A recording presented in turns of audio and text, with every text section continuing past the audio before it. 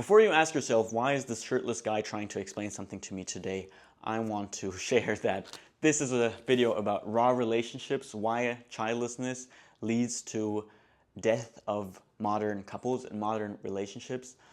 I was thinking what I could wear for this video, and I decided, hey, it's about raw relationships, so how about just going shirtless? Just the way God has put me on this earth, evolutionarily speaking, millions of years of design is standing here in front of you. A survivor just like you are, the person watching this video, you've had hundreds of thousands, millions of years of survival behind you in your genes. You can be proud of that already. And today we're going to talk about this very interesting topic of raw relationships and why the Homo familialis naturalis, which is basically the human with a natural family, is the next evolution and next step of the Homo sapiens. Raw relationships. What is a raw relationship? Please don't mind if I go over here and go through my notes, because this is a bit of a longer, more extended video today. But I'm telling you guys, you watch this video once, you take it into your core, and I'm very sure that for the rest of your life, you will be very happy that you watched this video, because it will make relationships so much easier for you to understand. You'll understand the bigger picture, maybe understand why past relationships have worked out, and what to do in future relationships so that they do work out and you become a Homo familialis naturalis. So, the core idea of raw relationships is the more natural and biologically aligned a relationship is, the more stable it tends to be, the higher success it has long term, and the more survival chances you have for yourself, your offspring, your grandchildren, and so on. To explain a bit more what the idea of a raw relationship is and where that idea came from with me, I want to talk about raw lifestyle first. I have a bunch of different arguments lined up here. I'll go through them all. They're all very interesting, all very important. Raw lifestyle is the first one to set kind of a foundation for people to understand. Now, raw lifestyle is something that comes a lot in health and the longevity industry. People are talking about raw honey, raw milk, raw meat, raw vegetables, no processed foods, no like crazy experiments with foods, no chemicals, no pesticides, and all those things. And we're seeing that not just raw nutrition, but also raw lifestyle in general when it comes to the circadian rhythm, when it comes to the air you breathe, when it comes to the times you wake up and the way you sleep and all those things. The more raw you live, the healthier and longer you live as well. The more content you are day to day, the more well you feel in your body. I'm a person, I really try to love and live this raw lifestyle, but I realize that cannot be all. There has to be more that is misaligned nowadays, and that is modern relationships. And as a contrast or an idea, I want to put raw relationships out there. So modern relationships, they oftentimes start with a honeymoon phase. All relationships start with a honeymoon phase, right? This is the phase where dopamine increases, oxytocin increases, and vasopressin increases, which is associated with pair bonding and commitment. That's the phase when we fall in love. That's the phase when we want to have a lot of sex. It goes 6 to 24 months, and then naturally and usually, if we didn't use contraceptives, if we just let things flow, had sex, which I'll go into later, why maybe waiting on sex is not necessarily a bad idea, actually a good idea, you end up with a pregnancy and family growth. Now, this step does not happen in most modern relationships. And that is an issue, because if you have a honeymoon phase and you do not have children coming out of it, subconsciously, your genes in your body are saying, I might not be compatible with that person. Either I might have infertility issues or that person might have infertility issues, which also explains why some people, when they have multiple breakups or they've gone through a long relationship with no kids, they take themselves back. And women do this more than men. They take themselves back after a relationship because in a natural tribal state, and please don't tell me we're not in tribes anymore, we don't live in caves, like all this was created in caves, right? The past couple hundred years, we've not been in caves anymore, but that's about 0.004% of all our history on this earth as walking homo somethings, right? So the honeymoon phase would naturally lead to that situation. We're not doing that anymore in modern day relationships, which means that we go into this toxic environment in a relationship, which can be a day-to-day numbness and boringness in a relationship, which can be a toxic relationship, which can mean just fighting through trying to make it work because you do want to have this pregnancy and family growth, and you know consciously that you can get there because you're using contraceptives or some other form of some protection to not have children, but you're not doing it actively. You're not being in a raw relationship. You're not letting your relationship raw. You're processing your relationship, right? You're trying to fix your relationship or trying to control your relationship, just like people have been trying to process food and control light. Now we're finding out LED lights are not good either, right?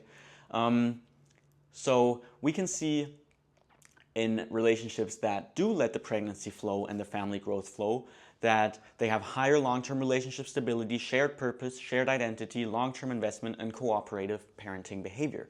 So they do much better than those who suppress life and suppress a pregnancy during the honeymoon phase. And again, really interesting, women especially, when they have a breakup after a long-term relationship, they take themselves away, while men sometimes go out there and have more sex.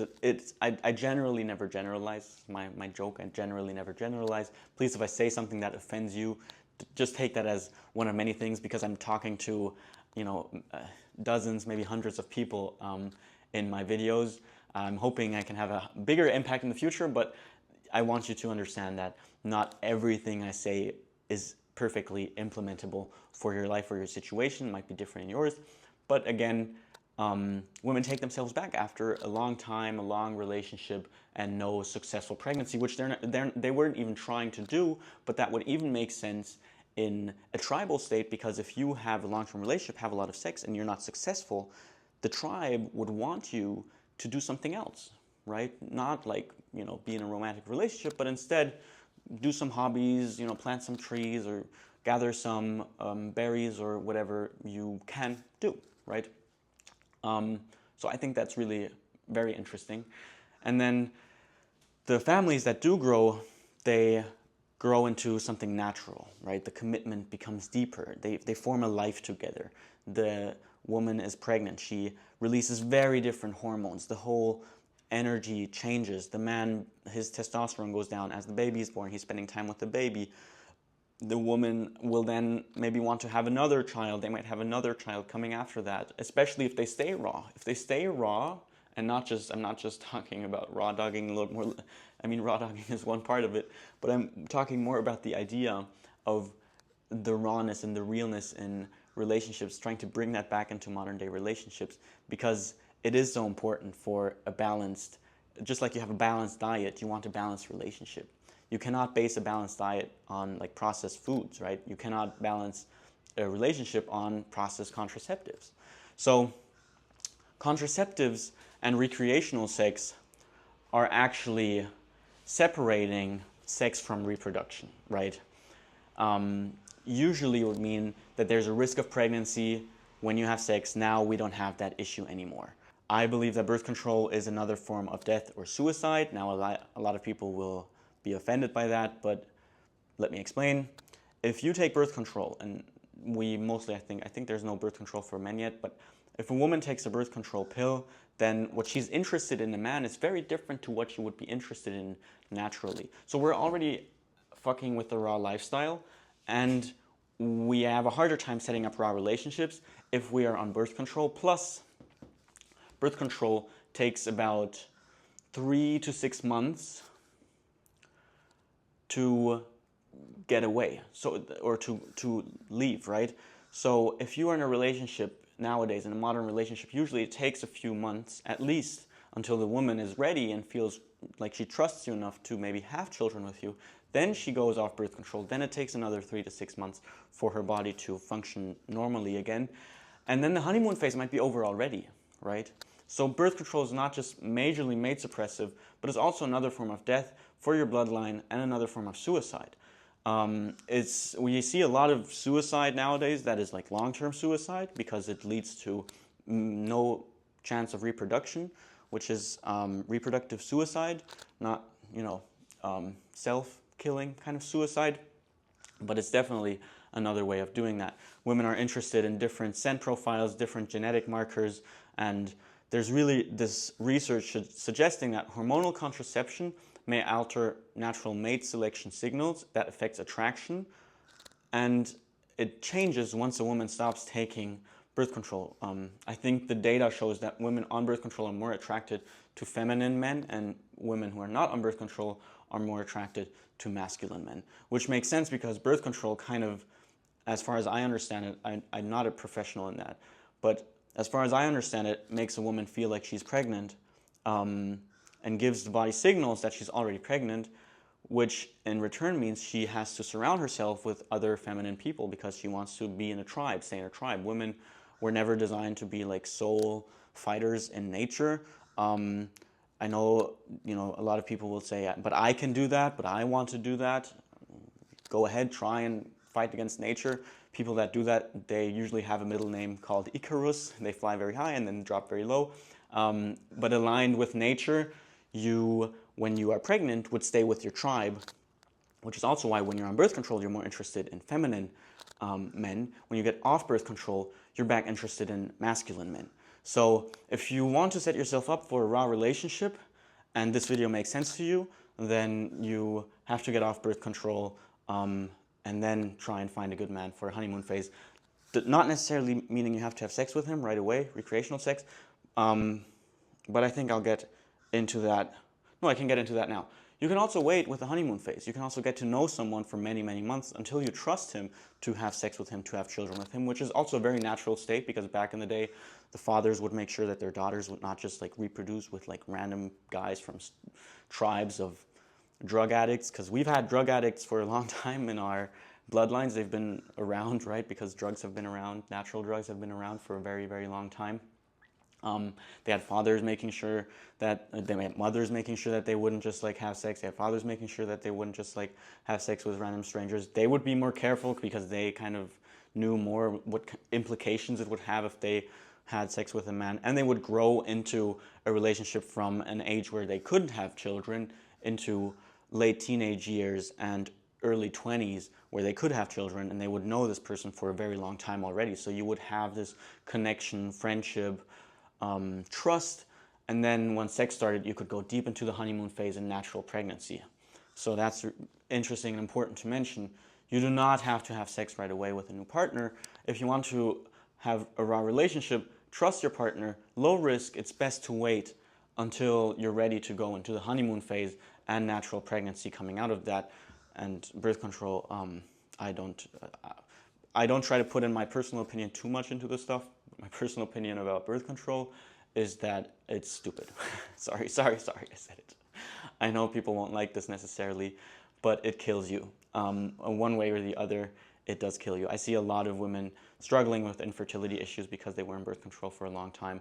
I talk to those people, just like testosterone in men. I think testosterone in men is stupid. Taking testosterone is stupid. Just to think and believe you can just give yourself some thing that will make your life more convenient and easy without long-term consequences is usually a bad idea. Okay, we went into the shared goals already.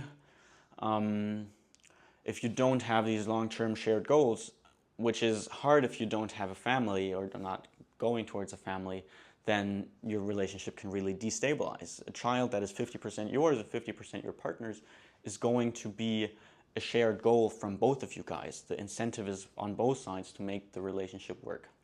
I want to give another example of why raw relationships are so important with the 7-year itch. The 7-year itch, if you have never heard about it, is the situation when people get married and then after 7 years on average, most of them get divorced. What happens after 7 years? And what does that have to do with raw relationships? A lot of people have their first, second, maybe third child in the first years of marriage, maybe 1 year before marriage and after marriage, or they have 2 kids in the first year and the third year after marriage. After 7 years, just statistically speaking, there's a statistical 7-year itch. It could be 6 years, 8 years, 10 years, 5 years. But there's a clear peak around 7 years where people are having the most divorces, and that's a situation where most nuclear or modern families with 2 or 3 kids do not have any more kids. So by that saying, you can't just go through the honeymoon phase once and a pregnancy once and then have a bunch of recreational sex, call it a raw relationship, and believe you will stay healthy, non-toxic, and subconsciously bonded for each other and together. No. After 7 years, you as a woman might be very interested in demanding more from the man, but the man on the other side, he will have a subconscious urge to reproduce with other women because that's what makes up his survival. Now again, you can say, oh, we're not cave people anymore, yada, yada, yada. I hear that argument a lot, but I will say that our bodies were designed for raw relationships, for nature, and for you know, survival in tribes and in caves. If you want to push that out and say, no, we're going to do it different, I'm going to do it this way, exactly that way, you can do that, most definitely. But as we're going to see later, only 10 to 20% of all humans ever alive still have descendants nowadays. So extinction is part of humanity, and if you make decisions that might feel good short-term because that's what you want short-term, but long-term lead to extinction, then that's truly your choice, not something, you know, I want to influence necessarily. This is more a video to help those try to understand how to grow healthy families and reproduce and survive in a way. I know survival talks more to men, healthy families talks more to women. Overall, I would say both things are important to me. So yeah, we have a 7-year itch. People don't have kids, and the kids are old enough to maintain themselves. They're a couple of years old at that time. People don't keep on going through honeymoon, pregnancy, and then birth, or we wouldn't even need the honeymoon phase anymore. We could just have pregnancy, birth, childcare, those things. We're not doing that anymore, so we are seeing 7-year itches. Naturally, a woman would continue to have children as long as she can and as long as, you know, she finds a partner who is attracted to her, which as a woman, to find a man who's sexually attracted to you is probably one of the easiest things to do or to find. You know, that's just the way it is. So naturally you would have children as long as you can.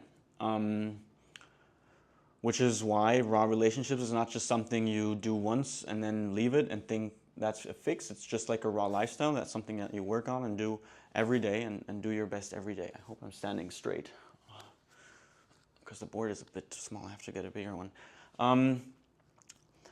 Let's look into some other things as well, because I hope that by now you're really interested in my little theory. If you haven't clicked away yet, I really appreciate that a lot. Humans have evolved for cooperative family units, but I don't think that's something that I have to explain to yourself. I think you guys know that already. We have also seen, and I've talked about this shortly before, that humans historically formed families much earlier. So humans had children in their late teens and early young 20s. Now, if you're not in your young 20s or late teens anymore, you can still like solve this. You can still go into raw relationships, even if you've had a lot of relationships. Maybe just wait a little bit before you go in a honeymoon phase and are really ready to get pregnant. My theory is if you want a raw relationship, you should not have sex until you're ready to get pregnant or ready to be married. And most people, when they're married, they're also ready to have children. Back in the days, you would have the teen and the young 20s pregnancies where women got to know a man in their teenage years, 15, 16, 17, and then 18, 19 maybe, and around 18, 19, 20, you had the most first-time pregnancies, right? Which is raw, which is natural, which is, you can argue good or bad, but it's just what it is, you know? So, if you delay your babies, and I see that a lot with my recipients, with single mothers by choice or couples, lesbian couples, or infertile couples struggling with infertility, it puts you under a lot of biological stress. You get into a fight or flight. So both the man and the woman, when they both delay babies, they start getting into a fight or flight against each other because their genes are saying, hey, we might not be compatible, or one of us might be infertile. Subconsciously, the relationship then can rest in peace. You can still work on it, and you can still make it, and you can still get to the point where you have pregnancy and family growth. And that's also why I'm a donor, because I believe this is a very, very important part of any human's life, to grow their family and to get pregnant, because that kind of breaks the cycle of unnatural, processed, unhealthy relationships and family. Now, not everyone should grow their family. I think raw lifestyle and health comes first, but I talk about this in other videos. We're also seeing that when people don't become parents, they start treating their partner like a child. We start people that are not parents yet acting like children up into high ages. Like, you know, people, when they don't have kids, they generally make more choices such as like buying cars or, you know, spending their money on stupid things or having a bunch of sex with strangers. They make a lot of kind of childlike, immature decisions as they're not parents, which again kind of proves you have to live a raw and natural lifestyle and become a parent in order to grow out of being a child. And we're also seeing after the honeymoon phase that the woman starts treating the man like a child, or the man starts treating the woman like a child, or both do it. Because if there is no child coming out of it, naturally what would happen is nature would say, okay, you guys are incompatible, but you can still support the other person as in their mother kind of status, and the other way around, you can support the person as the father kind of status in being able to reproduce, which is also why some people, the chance of people cheating when there's no pregnancy, no children involved is higher, but that also has other reasons, you know, such as just that we want to take care of our offspring and, you know, have more responsibility and less time and those kind of things. So yeah, this is, I think by now you should really have a good understanding, but I still have a few more great extras here. Please stay with me. Again, you watch this video once, you will look at relationships in a very, very different way, and I think you will like these ideas for the rest of your life. Another nice thing about raw relationships is the more kids you have, the less stressed they are. Now, most people would say no way. But if you look at the statistics, 1 child is stressful, 2 children is very stressful, 3 children is a bit less stressful than 2 children, 4 children is less stressful, 5 children is even less stressful, 6 children, 7 children, 8 children are the least stressful. So if you just live a raw relationship lifestyle, your kids can start taking care of each other. And now please don't go and say something like, oh, but kids shouldn't do that for you, kids should not work, kids should enjoy their life. That's not raw. So the raw status and situation of us humans is trauma, is work, is survival, is competition, is harsh, right? Now, my childhood was hard in many ways. I had a single mother by choice who's a professor in psychology. I had 1 brother growing up, so 2 kids is about the most stressful for many people. Plus, we were 2 boys, 1 mother, so you can imagine that kind of there's an imbalance of hierarchy there in the household and a lot of stress. But it made me and my brother the person we are today, and I'm very proud of myself, very proud of my brother. More proud of him than I am of me, because I'm a humble boy. But you want to have more kids if you want less stress. Plus, these kids can then learn how to take care of each other, grow better, grow faster. I've talked to many people who think 1 or 2 kids are the easiest because, like, the stress on the body, but the stress on the body actually doesn't really get more after 3 or 4 kids. Plus, you have less stress with 4 kids than you have with 2 kids. Isn't that amazing? That's what people are reporting, at least, right? If you look at the statistics, might not be the case for every family. If your kids are all like unhealthy and toxic and crazy and you feed them a bunch of food and they all have autism and ADHD because you were eating a bunch of toxic food during the pregnancy, then yes, 4 kids could be more exhausting, which is why it's so important to choose a healthy partner, choose a healthy donor, like myself, and be healthy yourself. Now, another point I like to make is donor conception in this context, because I'm a donor. I've helped 20 families around the world grow their families. I have 21 half-siblings myself around the world. I have one of the largest extended families in the world. I'm the most tested, most transparent, and probably most trusted donor in the world as well. And I say donor conception is more natural than modern relationships. Now, people will ask, how can that be? There's no honeymoon phase, and you're not having sex. How can you say that's more natural than modern relationships? Well, because even though the honeymoon phase might not be there and might not be as deep, there's still some sort of trust and interest from the recipient to the donor, and that leads to pregnancy quickly, which is way more natural than having a partner, having a bunch of recreational sex, being on contraceptives, having a bunch of goy sex, delaying babies, not having any shared family or children coming up. and then starting to try and have children. That's less nature than donor conception is. Donor conception in this context is actually very natural because you have a very mellow, easy kind of honeymoon phase where you have the trust, you say, this is the great donor, I like him a lot, and then it leads straight into pregnancy and family growth. It might be important to mention that the donor does or should make sure that there are some male role models around the mother and her community or her family. I do that at least. I ask that question and try and make sure that people understand that both for girls growing up and for boys growing up, a male role model can be of or is of value and importance. So a lot of people criticize like, oh, there's no father, blah, blah, blah. In nature, back in the days, especially the first years, the fathers would not be around like feeding their child or like taking care of them or holding them over the river so they could poop, right? They would go out, have more kids with other women. There's a polygyny bias in men. This video is not about the polygyny bias in men. I'm going to make another video in the future. If you want to see that, please follow me. I'm going to talk about how to solve the polygyny bias problem and crisis in modern relationships, but that's for the future. But they wouldn't be around, and the donor is not around either. I understand why you would want protection if you're very alone and you have like isolation, no community, no male role models around you, but that was not the natural state, this kind of isolated state, no male role models, no support, no family or other people being around, right? We used to live in these large, extended, strong family tribes for thousands and thousands and thousands and thousands and thousands of years. So everything that came since that has changed in our environment is destructive and dangerous for our survival and us. I went into shared struggles before, that's really great. I went into shared purpose before, that's really good and important about growing a raw relationship.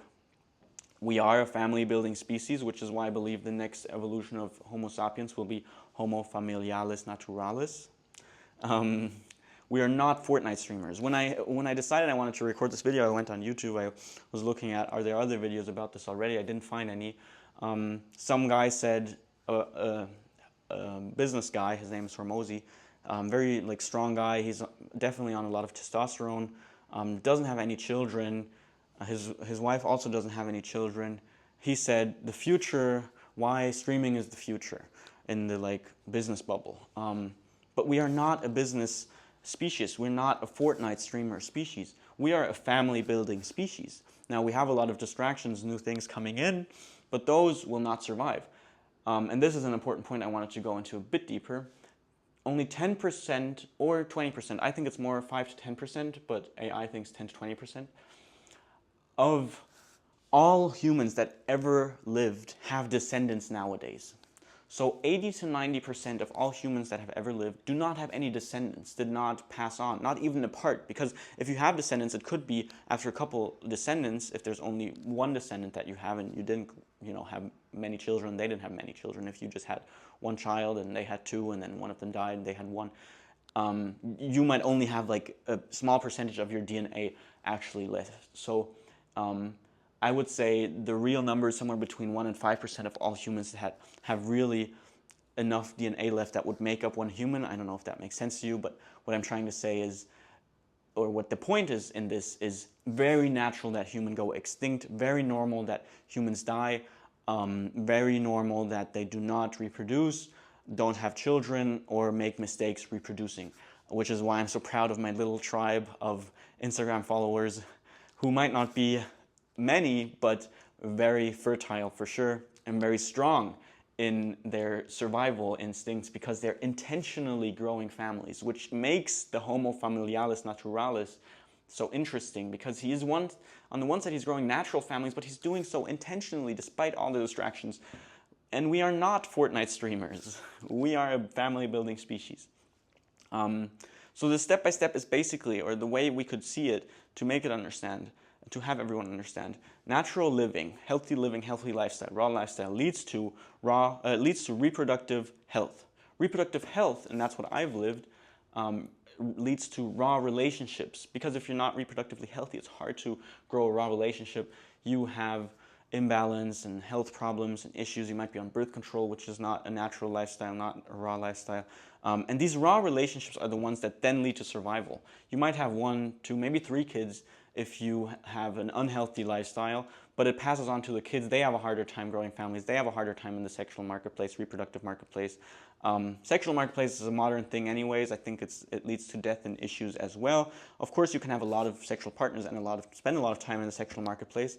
I know some donors who have had sex with hundreds of women, and they still are, in high demand in the reproductive marketplace, and they have kind of refocused their purpose from sex away to reproduction, which I think is a great thing.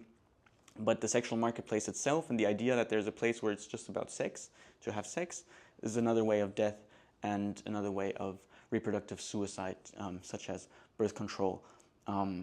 As sad as it is, I know a lot of people just love having sex, and I know this whole thing might hurt feelings, but again, in our natural state, we survive trauma, so you can survive this video too. Even if you don't like the things I'm saying, I'm laying it out not as my opinion, but more as what we're seeing or what's happening naturally. Scientifically, I'm not a doctor. I had a recipient tell me, she was a bit rude, and she said she's never paid anyone as much as I demanded, not even doctors, but she forgot that I'm the most tested, healthiest, most organic, most transparent sperm donor in the entire world. So I just had to think of that, because what's important for me and for my work as a donor is to live a raw lifestyle and be able to pass that, but also some of the other ideas and things that I learned on the journey onto both recipients and their children potentially. They could watch my videos in the future if they're interested in the things that I have found during my life. So family and legacy identity is incredibly important. I think I was able to outline the idea of raw relationships in this video here for you today. I hope that it was not too much yapping. I hope that you could take something away from this TED Talk here. Donors and parents are really following this family and legacy identity idea. Parents meaning fathers, mothers, whatever other genders there might be to become fathers and mothers, but I've only worked with fathers and mothers to be honest, and donors as well. Donors are always male. They really follow this family and legacy identity, and I think that's really wonderful to see, and I'm so grateful for being part of the industry. I hope this video could help you a little bit and will help you looking into future family and into future relationships. I really hope that you are able to have children. It's such a wonderful thing. I hope that you are able to grow your family. It comes with inconvenience. It comes with a lot of work. It is definitely not easy, but it's the most important and most wonderful thing you can do as a human. If you want to grow your family as a recipient looking for a donor, I'm the founder of the Open Donor Association. You can find the link in the description. If you want to become a donor, help other people grow their families, please sign up to the Open Donor Association and apply. We accept a few applications every year, but we would love to see your application there as well. If you're generally interested in the topic of family growth, please feel free to follow me on my Instagram, on my YouTube channel.